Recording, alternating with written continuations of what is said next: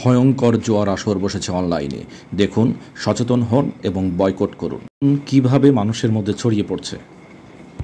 বন্ধুরা, এটা সত্যি সত্যি এই অ্যাপটি আপনাকে মাত্র 1 মাসে কোটিপতি বানিয়ে দেবে 1 সপ্তাহের মধ্যে। আমি ইতিমধ্যে 57,000 টাকা আয় করেছি। যেটার সাথে আপনাকে মিলিয়নিয়ার বানিয়ে দেবে। বিখ্যাত ক্রিকেটার সাকিব আল হাসান এটি পরীক্ষা করার সিদ্ধান্ত নিয়েছিলেন এবং অবাক হয়ে গিয়েছিলেন। তিনি মাত্র 3 দিনে 5 টাকা বিনিয়োগ করে 70,000 টাকা জিতেছিলেন। বাংলাদেশের পোস্টার বয় মাননীয় সংসদ সদস্য সাকিব আল হাসানের এই রকম একটি অ্যাডভার্টাইজ আমরা প্রতিনিয়ত আমাদের রিলস ভিডিওতে আমি দেখতে পাচ্ছি। এছাড়া বিভিন্ন সময় ইউটিউব চ্যানেলে ব্যবহারের সময় আমি এই ধরনের বিষয় দেখতে পাচ্ছি। এখানে যে কথা বলা হচ্ছে, রাতারাতি আপনি কোটিপতি হতে পারবেন। এই যে জুয়া খেলার বা একটি বিষয় আমরা এখানে দেখতে পাচ্ছি, এটা আসলে উদ্দেশ্যটা কি? একজন সংসদ সদস্য হয়ে তিনি কি এই ধরনের কাজ করতে পারেন? অথবা আমরা যদি বলতে চাই, অনলাইনে যে এই জুয়ার যে আড্ডা বা ক্যাসিনোর যে বিষয়টি, যেখানে বলা হচ্ছে বাংলাদেশের একমাত্র বৈধ ক্যাসিনো, এই সমস্ত জিনিস বলা হচ্ছে, আদৌ কি এই সমস্তর কোনো বৈধতা রয়েছে? বা এইগুলো মানুষকে নৈতিকভাবে অবক্ষয়ের দিকে ঠেলে দিচ্ছে না?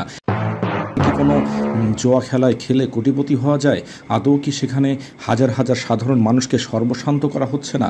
যদি হাজার মানুষকে সর্বশান্ত করা হচ্ছে, শুধু তাই না, বিভিন্ন সোশ্যাল মিডিয়া ব্যবহার করে উঠতি বয়সের তরুণ শিক্ষার্থীরা, বিশেষ করে যারা হাই স্কুলের শিক্ষার্থী বা কলেজের শিক্ষার্থী, তারা জুয়া খেলায় আসক্ত হয়ে পড়ছে এবং প্রতিদিন লক্ষ লক্ষ টাকা বা হাজার হাজার টাকা নষ্ট করছে। এতে সামাজিক একটি অবক্ষয় বেড়ে যাচ্ছে। আমার জানা মতে, আমি একজন শিক্ষক এবং আমার জানা মতে আমার অনেক শিক্ষার্থী এই ধরনের কাজ করে তারা সর্বশান্ত হয়েছে। তাই সরকারের উচিত দ্রুত পদক্ষেপ গ্রহণ করা, কিভাবে এই সমস্ত বিষয় অনলাইন থেকে দূর করা যায়, এবং বাবা মারও সচেতন হওয়া দরকার। কার সন্তান কোথায় কী করছে না করছে সেটি তদারক করা এবং সকল মানুষকে সচেতন হয়ে এটার মোকাবেলা করা।